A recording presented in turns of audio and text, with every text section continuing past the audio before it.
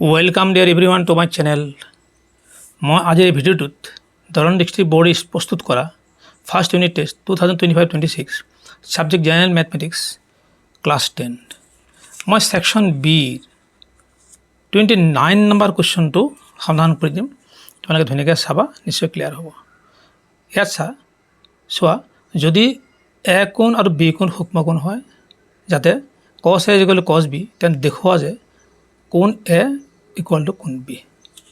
নিশ্চয় তোমালোকৰ ক্লিয়াৰ হ'ব। এইটো অতি সহজ মই দিছোঁ। আগত প্ৰথমতে দুটা নিয়মত দিম। প্ৰথমতে এই নিয়মটো দিছোঁ, চাবা তোমালোকে। কছ এ ইকুৱেল টু ভূমি বাই কৰ্ণ, ভূমি বাই অতিভুজ হৈছে এ চি বাই এ বি। কছ বি এইটো হ'ল বি, এই ক্ষেত্ৰত কিন্তু এইটো ভূমি হ'ব, এইটো লম্ব হ'ব, এইটো কৰ্ণ হ'ব।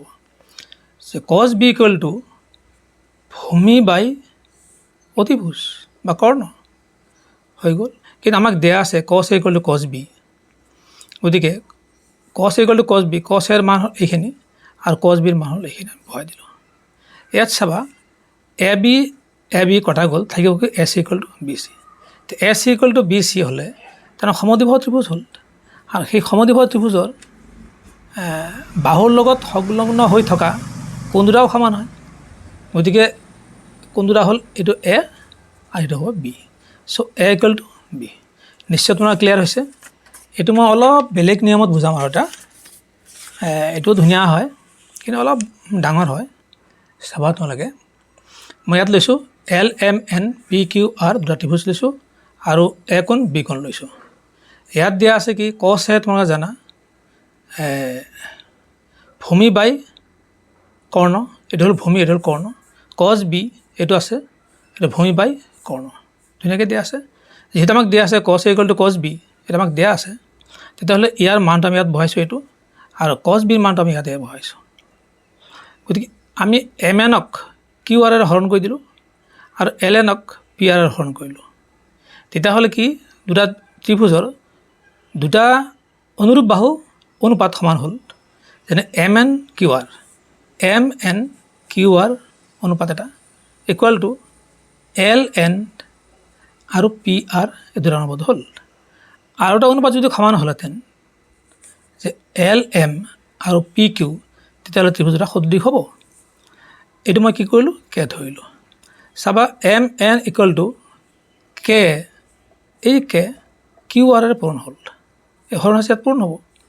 L N equal to K into P R.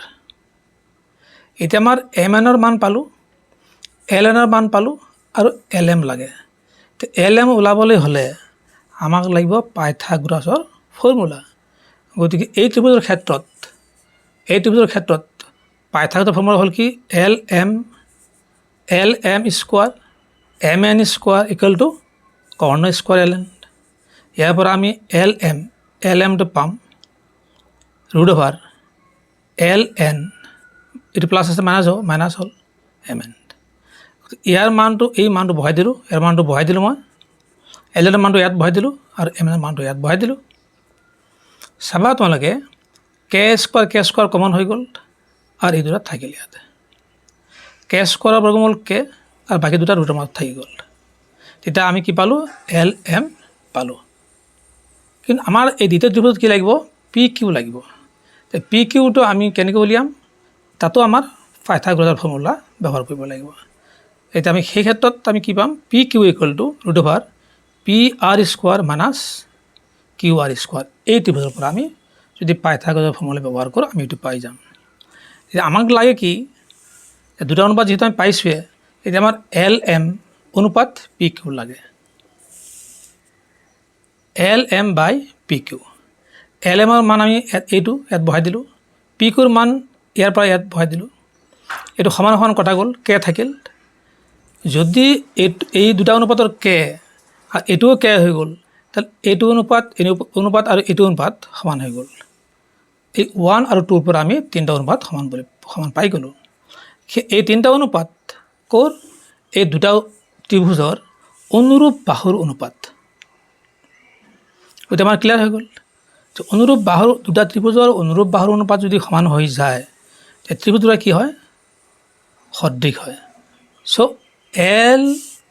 LMN ত্ৰিভুজ সদৃশ PQR, PQR। গতিকে যদি সদৃশ হয় তাৰ অনুৰূপ কোণবিলাকো সমান হয়। ইয়াৰ অনুৰূপ কোণ এইটো হ'ল A কোণ, এইটো B কোণ, এইটো অনুৰূপ কোণ হয়। গতিকে A কোণ আৰু B কোণ, A কোণ ইকুৱেল টু B কোণ সমান হৈ গ'ল। নিশ্চয় তোমালোকৰ ক্লিয়াৰ হৈছে। ভিডিঅ'টো চাই কেনে লাগিল কমেণ্টত জনাবা, লাইক কৰিবা, বেছি বেছিকৈ শ্বেয়াৰ কৰিবা আৰু চেনেলটো ছাবস্ক্ৰাইব কৰি দিবা। Wait for my next video'. Thank U.